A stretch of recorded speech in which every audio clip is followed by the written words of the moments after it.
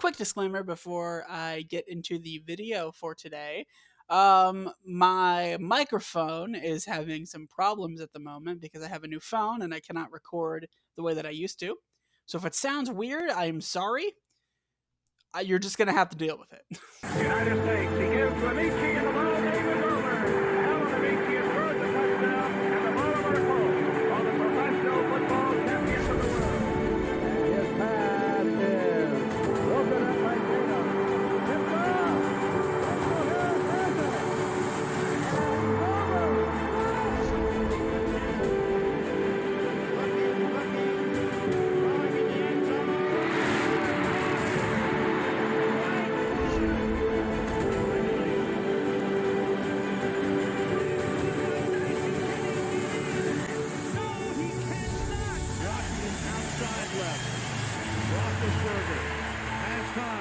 Goes to the back of the end zone, and it is caught for a touchdown by Holmes.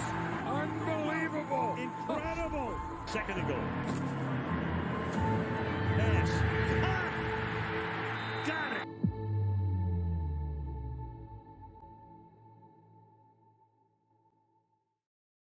The NFL draft just ended. Well, like a month ago, but listen, I've been busy, okay? The 2024 draft was an exciting one. Not a single defensive player went in the first 10 picks. Hell, the first one didn't go until pick 15 to the Indianapolis Colts. A big part of why defenders weren't going high was because six quarterbacks went off the board, all within the first 12 picks. The last time a quarterback class had this much hype going into the draft was 2021. But even then, it was only 5, none of which have really done much in the NFL to this point, may I add. But teams get desperate when it comes to quarterbacks.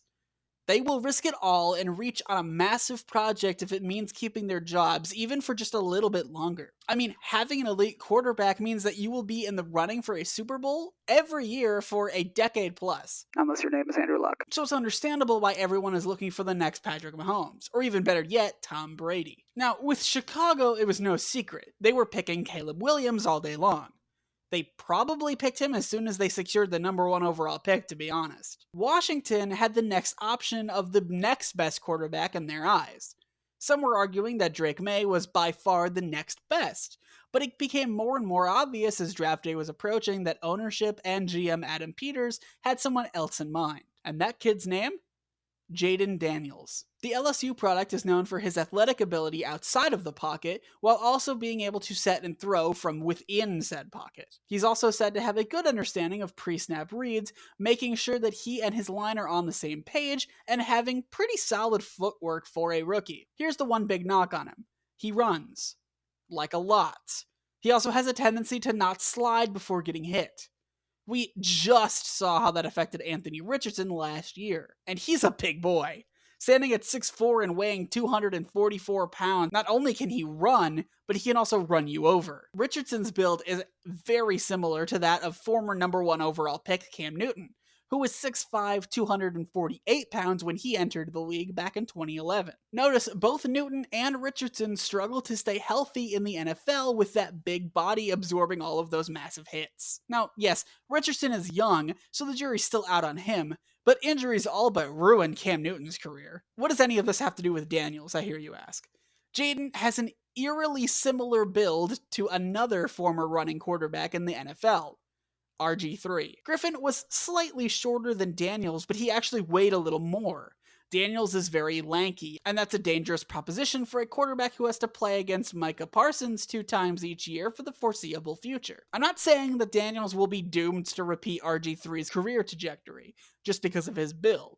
I mean, after all, Lamar Jackson is around the same weight as Daniels, and he already has 2 NFL MVPs. I'm simply pointing out my concerns, especially playing on the dumpster fire that is FedEx Field, considering the history of quarterback injuries in Washington. With the 3rd pick in the draft, New England also set their sights on a QB. Luckily for them, their guy fell right into their lap. Drake Maye, quarterback, North Carolina. Drake Maye is the Josh Allen of this class. The man has a cannon arm and the mentality to fire in tight windows to make some amazing looking throws. At the moment, however, he is still quite raw. He is inconsistent, and according to his scouting report, most of his interceptions were earned on poor decisions, not so much bad luck. But he also has his teammates' support. He was a fan favorite in his locker room at North Carolina, being named a team captain 2 years in a row. So he is still incredibly moldable. Unfortunately for him, he got drafted by the Patriots. They have been an offensive shit show for years now. 2021, they were okay, but since then they've honestly been hard to watch on that side of the ball. One could argue that was due to poor quarterback play, but I would somewhat disagree. I mean, I'm not saying Mac Jones is great, but when your running backs are averaging under 4 yards per run over the course of a whole year, and your best wide receiver is Demario Douglas, it's hard to work with that. For Maye's sake, I hope that Douglas continues to develop.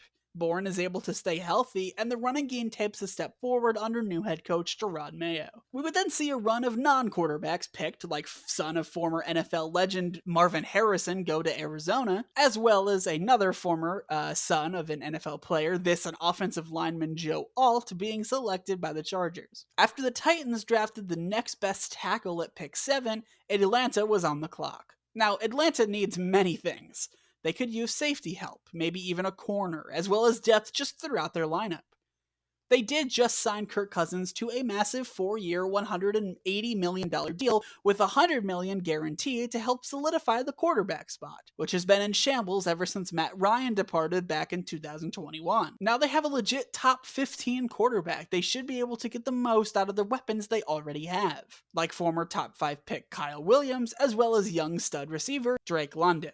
So extra weapons aren't a huge need, but with a very solid receiver class with huge names like Odunze and Malik Neighbors still on the board, it would be very tempting to grab one of them and really put all your chips in the offensive basket. If you didn't want to do that, however, you would have your choice at literally any defensive player you could possibly want. Like I said earlier, none of them had gone at this point. Outside edge rusher is also a massive need on this team. So getting your choice from Leatu Fuega, Dallas Turner, Jared Verse, that would be the best outcome you could really ask for. Let's see who Atlanta decided to pick. With the 8th pick in the 2024 NFL Draft, the Atlanta Falcons select Michael Penix Jr. Well, there it is. Quarterback, Washington. That is the first surprise of the NFL Draft, to say the least. You what? A quarterback? At 8? Why? Like, sure, Cousins is 35, coming off of a major injury, but if that's a concern for you, then why did you give him so much damn money? Also, why Michael Penix? Penix is the second oldest quarterback in the draft class, just behind Bo Nix. He is very experienced at college, so there isn't a massive need for him to sit and learn like there would be from other young quarterbacks. If Cousins plays all 4 years of that contract you gave him, Penix is going to be 28 by the time he even starts a game. And that would be the last year of his rookie deal, so you would essentially have to commit to the 5th-year option at that point, and you might not even know what he can do at the NFL level by then. And if you dump Cousins earlier than that, you have to at least eat some dead cap. Getting rid of him after 2 years would be almost impossible and extremely taxing on your salary cap. Year 3 is more doable, but still isn't ideal. Like, if you do start Penix at that point, you would want to set him up with the best possible lineup you can, ideally, and you would want to put and invest time into him and the line to take some pressure off. You can't really do that when you're saddled with all the dead cap that you would have with Cousins being released. Also, the Falcons are essentially in win now mode, at least in their division anyway. They have all the tools to win their division and get a pretty good playoff seed. Then once you're into the playoffs, who knows what can happen then. So wouldn't you want to set Cousins up with the best possible situation you can? If so, then why on earth would you spend a top 10 pick on a backup quarterback? It's not even like they're copying the Packers' strategy of taking a young developmental QB when you have a future Hall of Famer on their roster like Favre or Rodgers. First of all, Cousins isn't as good as either of those two guys. Secondly, Favre and Rodgers were both nearing the end of their careers, or at least their time in Green Bay, so the writing was already on the wall. And thirdly, both Rodgers and Love fell down the board the years that they were taken later in the first round. Not in the top 10. Oh, and also, Rodgers and Love were both 21 when they were picked, not 24. All of this isn't even mentioning that Penix already has some major injury concerns in college. In 4 separate years, Penix had an injury that would force him to miss one or several games that would cause him to miss the end of the year. Hell, even last year in the national championship, he would get hurt in the middle of the game. I mean, sure, he still played, but it's not like he was at full strength. If Penix ends up as a Hall of Famer for the Falcons, or he's at the very least the franchise quarterback for a decade, none of this will matter too much. And I'm not saying I don't like Penix. I do. I think he could end up being a stud in the NFL. But for Atlanta, this is just the weirdest pick they could have possibly made. In so many ways, it actually could end up hurting Penix by putting all this spotlight and pressure on him to succeed, even more than would already be there. If he does fail or doesn't play much for the Falcons, the fans will hate him for wasting such a high pick, even though that's not really his fault. Chicago was again up at 9, and because Atlanta made that pick, the Bears didn't trade down, so got another legit weapon for their rookie. The Chicago Bears select Odunze, wide receiver, Washington. Now it's Minnesota's turn. Cousins is gone, and currently their top quarterback on their depth chart is Sam Darnold. I don't think they can afford to go into the year with him as their only option. Remember, Justin Jefferson is about 2 bad days away from pulling a Randy Moss and getting out of there. So instead, with the 10th pick in the 2024 NFL Draft, the Minnesota Vikings select J.J. McCarthy, quarterback, Michigan. Okay, here's the thing with McCarthy. He didn't do much at Michigan. I should know, I'm a Michigan fan. It's not that he's bad necessarily, but the offense in no way required McCarthy last year. Michigan has always been a run first, play defense second, and then throw if they have to type team. Not that I'm blaming JJ for that or that I think they worked around him. No, I just think that that's just Harbaugh's style. JJ is very young yet, only really playing the last 2 years at Michigan with any meaningful snaps. He was very good on third down last year, which would seem to indicate that he does well in high pressure situations. But I have my own personal doubts. He was carried by that run game. And yes, he was good on third down, but many of those were third and short, and most of them were a rollout to the right or left to limit McCarthy having to read the whole field. In other words, I just think the play calling was fantastic, and JJ just benefited from that. He also has the benefit of having one of the best offensive lines in all of football, and got to throw to an extremely underrated wideout by the name of Roman Wilson, who the Steelers drafted in the 3rd round. Wilson bailed out JJ a lot last year. Then again, Minnesota does have some solid weapons, so maybe that's not a huge concern. So already that's 5 off the board. There's really only 2 left that are in the same-ish range in terms of maybe being a starter in the NFL. Those 2 quarterbacks being Bo Nix from Oregon and Spencer Rattler from South Carolina. Nix was projected in the late 1st, early 2nd round window. Rattler was anywhere from 2nd to 4th, but each team has different rankings on every player, so it's up in the air which one will go next. And in terms of what teams need a quarterback yet, it really comes down to 4.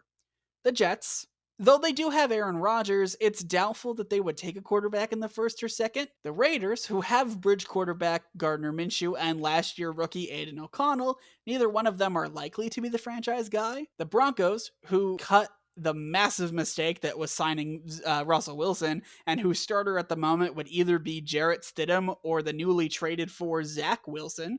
Oh my god, please no. And lastly, the Saints. Again, not likely to go with a quarterback early on in the draft, but could select one later on as they try to prepare for Derek Carr's likely departure in the next year or 2. Between these 4 teams, Nix is likely to either go to the Raiders or Broncos. Denver has the 12th pick, meanwhile the Raiders have the 13th. So if the Raiders want him, they need to move up now. The Denver Broncos select Bo Nix. There it is. Quarterback, Oregon. 6 for 12. Okay, Broncos it is. Nix had an extremely high completion percentage his last 2 years at Oregon, being in the 70s both of those years. That 77 completion mark is so impressive.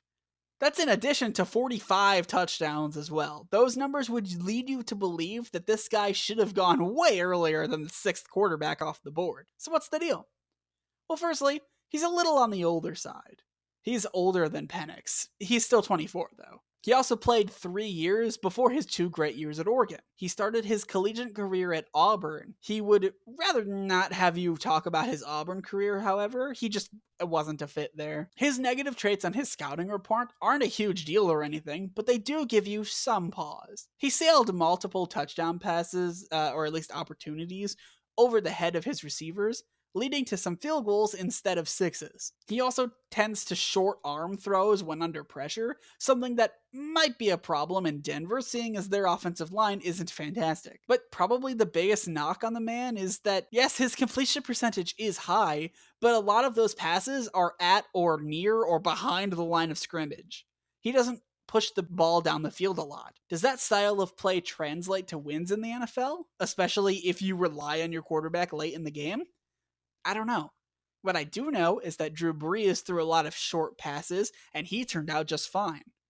Oh, and who is his coach again? That's right, Sean Payton, the head coach of the Denver Broncos. So there you have it. 6 quarterbacks, all in the first round. How many of these players will truly be franchise guys? Only time will tell. I hope that they all have very successful careers, but the odds of all of them having one are next to 0. Maye walks into perhaps the worst situation, while Williams and McCarthy seem to have the most talent around them. Penix probably won't play much, or any this year if all goes according to the plan in Atlanta. My guess is that Williams, Daniels, and Nix are all but guaranteed to start week 1.